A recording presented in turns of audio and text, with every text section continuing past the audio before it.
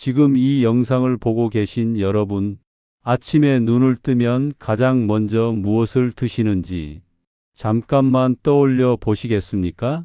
물 한 잔일 수도 있고요.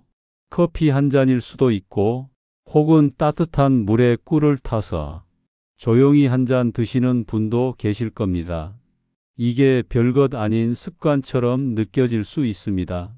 그런데요, 이 아침 첫 한 잔이 하루 몸 컨디션의 방향을 정하는 경우가 생각보다 꽤 많습니다. 그래서 오늘은 아침에 마시는 꿀 이야기 조금 길게, 조금 천천히 여러분과 함께 나눠보려 합니다. 영상 시작 전에 먼저 한 가지 약속부터 드리겠습니다. 오늘 이 영상은 꿀을 먹어야 합니다. 혹은 꿀은 위험합니다. 이렇게 단정하는 영상이 아닙니다. 누구에게는 도움이 될 수 있고 누구에게는 부담이 될 수 있는 그 차이를 차분히 설명드리는 영상입니다. 그래서 편안한 마음으로 라디오 듣듯이 그냥 흘려 들으셔도 괜찮습니다. 방송을 하다 보면 이런 이야기를 정말 자주 듣습니다. 꿀을 먹고 나서 몸이 훨씬 편해졌어요. 그런데 또 어떤 분은 이렇게 말씀하십니다. 이상하게 꿀 먹고 나면 몸이 더 붓는 느낌이에요. 같은 꿀입니다. 같은 한 스푼입니다. 그런데 왜 이렇게 반응이 다를까요? 오늘 이야기는 꿀이 좋다, 나쁘다를 가르는 이야기가 아닙니다. 같은 재료라도 언제, 얼마나, 어떤 상태에서 쓰느냐에 따라 몸이 받는 부담이 완전히 달라질 수 있다는 이야기입니다. 그래서 오늘 영상의 핵심을 먼저 말씀드리겠습니다. 꿀을 물에 타서 드신다면 뜨겁게가 아니라 미지근하게, 많이보다는 소량으로, 그리고 무엇보다 지금 내 몸 상태에 맞게 드셔야 합니다. 이 세 가지만 기억하셔도 오늘 영상의 절반은 이미 얻어 가신 겁니다. 이제 하나씩 차분히 이야기를 풀어보겠습니다. 요즘 이런 느낌 드시는 분 아마 꽤 계실 겁니다. 아침에 일어나면 예전보다 얼굴이 잘 붓고 양말 자국이 쉽게 사라지지 않고 소변을 볼 때 거품이 유난히 많아 보이거나 밤에 화장실 때문에 한두 번씩 꼭 잠을 깨게 되는 경우 말입니다. 이런 변화가 생기면 마음이 괜히 불안해집니다. 혹시 콩팥이 안 좋아진 건 아닐까? 그런데 여기서 꼭 드리고 싶은 말이 있습니다. 이 모든 변화가 반드시 콩팥 때문이라고 단정할 수는 없습니다.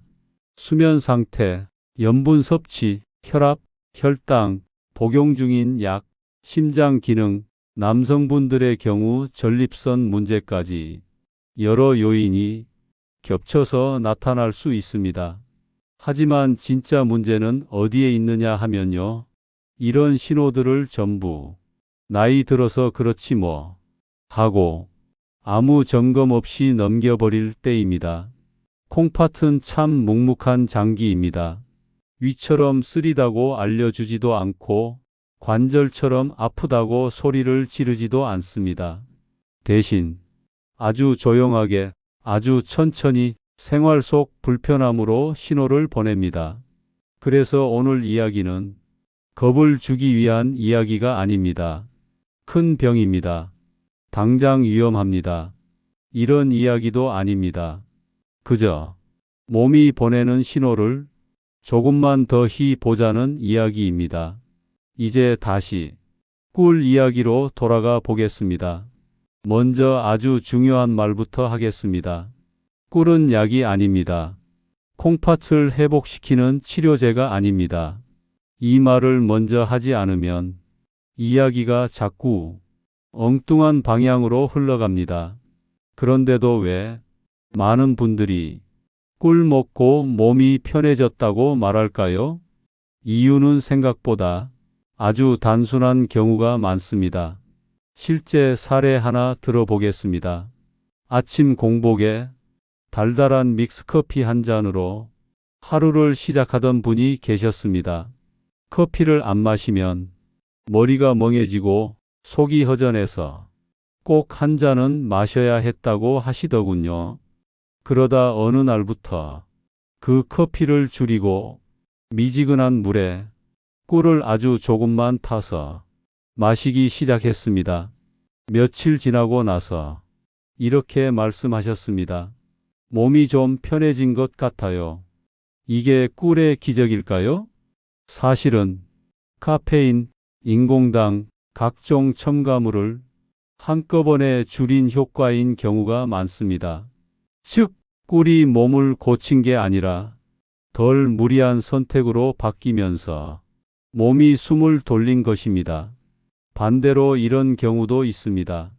평소 붓기가 잘 생기고 저녁에 짠 음식을 자주 드시던 분이 꿀이 몸에 좋다더라는 말만 듣고 뜨거운 물에 꿀을 듬뿍 타서 아침마다 드셨습니다.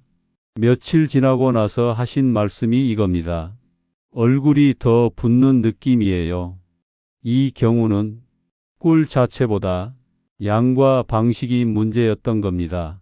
여기서 아주 중요한 질문 하나가 나옵니다. 콩팥이 안 좋으면 단 걸 피하라던데 그럼 꿀도 안 되는 거 아니에요? 아주 좋은 질문입니다. 그리고 답은 한 가지로 딱 잘라 말하기 어렵습니다. 상태에 따라 다르기 때문입니다. 혈당 조절이 비교적 잘 되고 콩팥 기능이 크게 떨어지지 않았고 평소당 섭취가 많지 않다면 설탕이 든 음료 대신 꿀을 소량 사용하는 것이 상대적으로 덜 부담이 될 수 있습니다. 하지만 당뇨 조절이 잘 안 되는 분, 식후 혈당이 크게 오르는 분, 체중 관리가 필요한 분이라면 꿀 역시 조심해야 할 당분입니다. 천연이라는 말이 몸의 부담을 자동으로 없애주지는 않습니다. 여기서 많은 분들이 놓치는 아주 중요한 포인트가 하나 있습니다.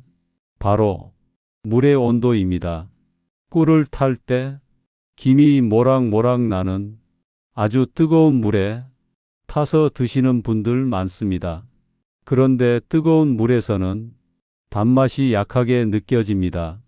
그래서 이렇게 됩니다. 싱거운데?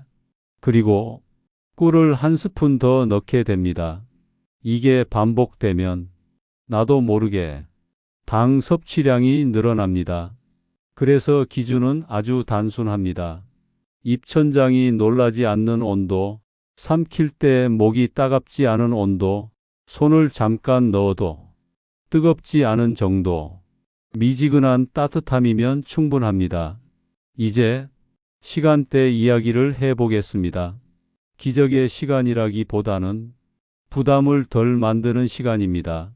첫째, 아침 기상 직후 미지근한 물 한 잔은 많은 분들께 도움이 됩니다. 꿀은 티스푼 기준으로 아주 소량만. 둘째, 오후 늦은 시간 커피나 단 간식 대신 따뜻한 수분을 선택하는 시간입니다. 꿀은 만족감을 돕는 정도로만. 셋째, 잠들기 전 이미 밤에 자주 깨는 분이라면 이 시간대의 음료는 더 신중해야 합니다. 물도 꿀도 최소한으로. 많은 분들이 반복하는 실수도 있습니다. 뜨거운 물에 타는 것, 효과를 기대하며 양을 늘리는 것, 꿀에 이것저것 너무 많이 섞는 것. 건강 습관은 복잡해질수록 오래가지 않습니다. 단순할수록 안전합니다. 마지막으로 꼭 드리고 싶은 말씀입니다. 콩팥 기능이 이미 많이 떨어진 분, 당뇨 조절이 잘 안 되는 분, 위장 질환이 있는 분, 알레르기 반응이 있는 분은 꿀 섭취도 반드시 신중해야 합니다. 그리고 돌이 지나지 않은 아이에게는 꿀을 먹이지 말아야 합니다. 오늘 이야기 이렇게 정리하겠습니다. 꿀은 약이 아닙니다. 하지만 부담을 줄이는 선택은 될 수 있습니다. 뜨겁게가 아니라 미지근하게, 많이보다 적게, 그리고 내 몸에 맞게. 이 세 가지만 기억하셔도 충분합니다. 오늘 이 영상이 여러분 하루의 시작을 조금 더 편안하게 만들어 주길 바라며 이만 마치겠습니다.